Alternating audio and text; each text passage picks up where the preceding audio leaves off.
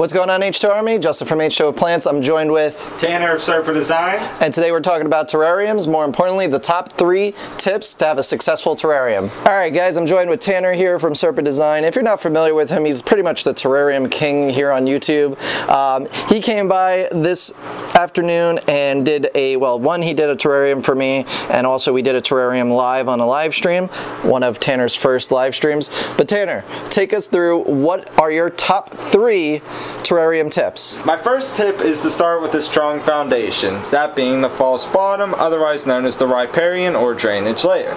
The reason why you want a false bottom is that it's going to keep the water separated from the substrate layer, and it will also help perpetuate the water cycle. The reason being that the water is separated, so whenever it gets evaporated, it can pass up through here more easily, and as it condensates on the glass, it will pass on down through into the false bottom once more, and the cycle repeats. My next tip is to have a good substrate. A good substrate is really important because if it doesn't drain properly, it's going to compact on the plant's roots and over time create an unhealthy environment for your plants and the terrarium in general. This substrate is composed of various elements that help keep it aerated as well as moist at the same time without having compaction occur. More specifically, I have sphagnum moss, which helps retain humidity and moisture levels. I also have cocoa fiber, which helps act as like a dirt or a binding element to everything, and I also have orchid bark, which helps add general drainage to the substrate overall. Alright, and what's the last tip? My final tip is to place your terrarium on a north-facing window.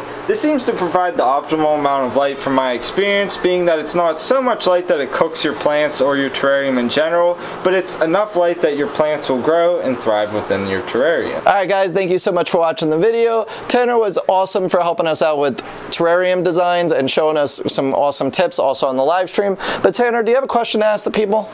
Why don't you have a terrarium net, guys? Come on, there's no excuse. Why don't you have one? Have you never tried it? Are you scared? Leave a comment down below. If you're scared, I do recommend you go check out Tanner's channel. He has plenty of videos on terrariums and how to set them up. I know I've done them in the past with his videos, so make sure you check them out. And yeah, that's about it. Links are in the description. We'll see you on the next one. Peace.